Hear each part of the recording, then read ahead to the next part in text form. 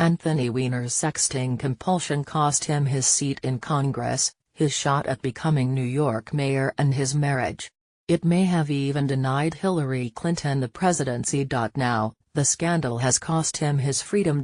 Weiner, 53, dropped his head into his hands and wept as a federal judge sentenced him to 21 months behind bars for illicit online contact with a 15-year-old girl, his tears flowing long after the gavel came down on a case he called his rock bottom.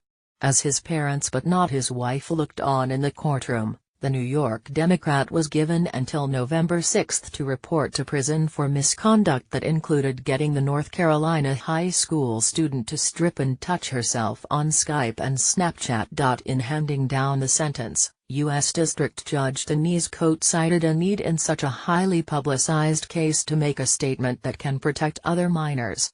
The judge said Weiner's habit of exchanging sexually explicit messages and pictures with young women shows a very strong compulsion, so strong that despite 2 very public disclosures and the destruction of his career on 2 occasions, he continued with the activity. Calling himself a very sick man for a very long time, Weiner tearfully apologized to the teen and sought to assure the judge he had finally learned his lesson. He has been undergoing therapy.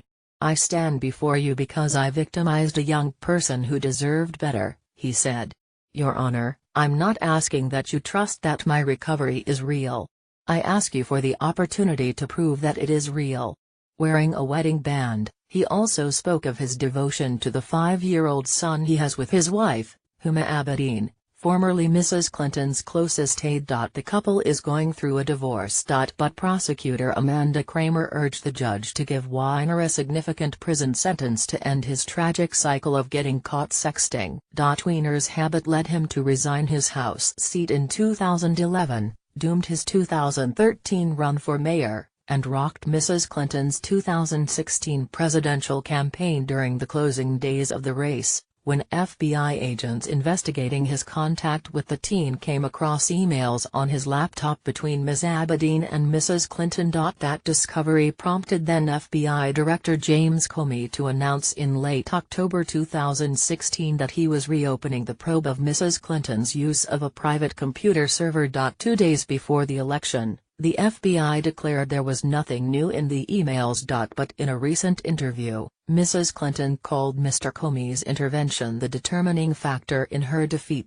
Weiner, once he has completed his prison sentence, must undergo internet monitoring and enroll in a sex offender treatment program. He also was fined $10,000, $12,600. After the sentencing was over, he sat crying for several minutes in the courtroom.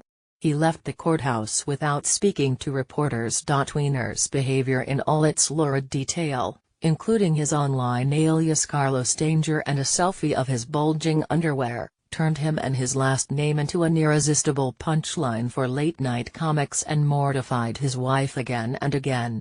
Weiner attorney Arlo Devlin-Brown said his client probably exchanged thousands of messages with hundreds of women over the years and was communicating with up to 19 women when he encountered the teenager. He cited the nation's capacity to forgive, recalling that Weiner, even after resigning from Congress in disgrace, was leading the New York mayoral primary race when new sexting disclosures emerged. "In America they say there are second acts, but there are no third acts," the attorney said. And after that Anthony was finished. AP.